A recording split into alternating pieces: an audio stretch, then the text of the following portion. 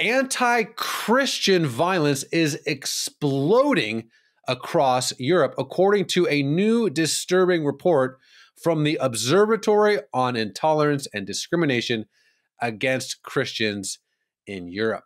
CBN's Trey Goins-Phillips joins us now. Trey, what did you think about this report? Yeah, I mean, Raj, after digging into some of the data and seeing some of the numbers in there, it's alarming. I think it's scary and a bit jarring, especially as a Christian who has the blessing of living in the United States, where we haven't seen a lot of this, but we are seeing it in Europe, and that's part of the West, and culturally we have a lot in common with them. So it is getting closer and closer to home. And just looking at some of these numbers, the study noted that there were 2,211 hate crimes targeting Christians recorded across the European continent in 2024. And those numbers, that's absolutely sobering to see that this is something, like I said, that is getting closer and closer to home. And I'm just reminded of the passage in Romans 8 that talks about how we know all of creation is groaning as the pains of childbirth right up until the present time, as the passage says. I think that we're seeing that. We are seeing the earth going through these pains of childbirth, indicating of a return of Christ. But the squeeze, for lack of a better word, is getting tighter and tighter, and we're seeing it in places we didn't anticipate. At least I didn't anticipate seeing it to the extent that it's happening. We didn't anticipate it, but maybe saw some of the writing on the wall, because to me it seems like Europe unknowingly or subconsciously pushed the self-destruct button with some of their policies. I want to read a couple things from this report verbatim. I don't normally like to just read, but I think this is really important what they said. They said, well, let me read this part first. The most affected countries in 2024 were France, the United Kingdom, Germany, and Spain. In November, a 76-year-old monk was killed and several others were injured during an attack on a Spanish monastery. In January, one man was shot dead in an ISIS-related attack during Sunday Mass at a Catholic church in Istanbul. In September, a historic church in Saint-Omer, France, was completely destroyed in an arson attack. One more paragraph that again, pulling this directly from this report that I think is important to comment on. It says this: as in previous years, several Christians were criminally charged for displaying Bible verses, offering voluntary conversations, or even silently praying in so-called buffer zones around abortion facilities. Others face prosecution for peacefully expressing their religious beliefs or historic Christian teachings on issues related to sexual ethics. Europe, what are we doing? What are we doing? I mean, sometimes you just have to call a spade.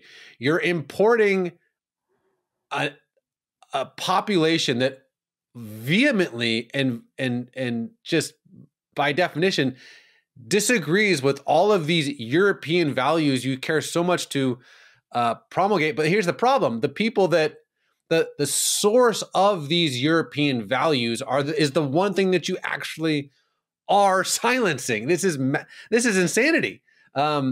It's so clear from this side of the pond what's happening, and I know there are different nations that are trying to push back on. The word that I'm thinking of that rhymes with that sounds like self-destruction. I don't think I can say on YouTube, but it's basically taking your own life, and that seems like Europe is going down that path.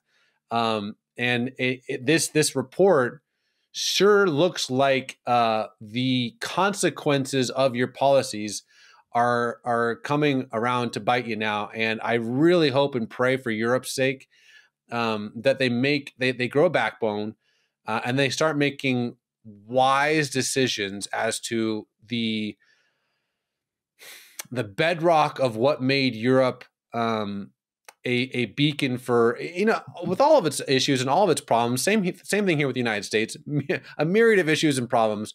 But what at its core, at least tried to be a place that valued all human life, that valued liberty, that valued free speech, that valued human dignity, that didn't have caste systems or dhimmis, that all people were created in the image of God. We're getting away from that.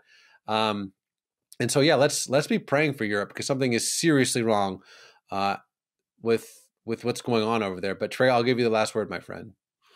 Yeah, for sure. Look, I think that there's a difference. So I'll give you an example. I was just in earlier this year over the summer. My wife and I took a trip to Paris, and it was wonderful. It was beautiful in so many ways. I mean, it's a beautiful city, but I was surprised to see so many immigrants who were there who were Muslim and maintaining all of their cultures and all their traditions. And in many circles, different parts of the city, it was like you could feel that burden of it, like, okay, this is not European right now. This is something different. And it just made me think, we value as Christians, we've talked about this, Raj, on another video, we value diversity.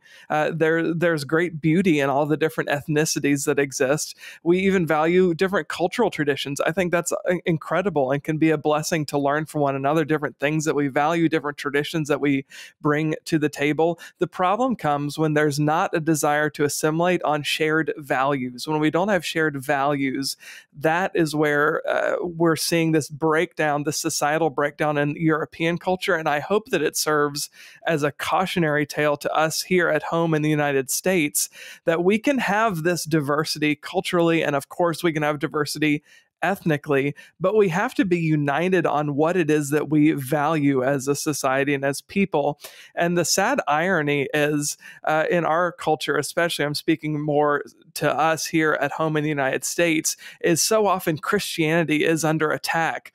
But the thing that created the space, the atmosphere where people can freely talk about how terrible they think Christianity is, or they can freely write about what they think, or they can freely express their own religious beliefs, all of that is rooted in a Christian ethic. It's rooted in the Christian values of autonomy, of individual liberties, of our value as human beings who are created in the image of God. So we need to be united on all of those values, and then we can have other differences. But if we're not united on those values, the threads that have brought a culture together are going to fray. And I'm afraid that's what we're seeing happen quickly in Europe. Yeah, and I said to give you the last word, but I think what your point is so spot on. My whole dad's side of the family is from India, and when Indian folks come to the United States, we celebrate our heritage. We eat Indian food. We listen to Indian music. We watch, Indian films. People still speak in Hindi, Malayalam, Gujarati, Punjabi. It doesn't matter. But at the end of the day, when Indian folks come to the United States, they become Americans. They embrace America, the Constitution, the freedoms, the liberties, and they celebrate it. Indians are so proud to be American. We're thrilled and blessed and honored and privileged to be here. And I think that there's a difference between that kind of immigration and importing those who don't want to become American but want to impose some sort of law and understanding that is fundamentally different than the established understanding of freedom and dignity for all human beings. And so I think that there just needs to be hard conversations. Like, do you want to come here and become British? Do you want to come here and become American and embrace these values? And if you don't, then why are you coming here in the first place? It's obviously a very tricky, a very precarious conversation, but it has nothing to do with diversity. It has nothing to do with ethnicity. It has to do with values, like you said, Trey. Excellent point. Let's be praying for Europe because, man, judging by this report, God knows that Europe needs God. Let's put it that way. But Trey, I appreciate your time, my friend, and God bless. Yeah, happy to be here.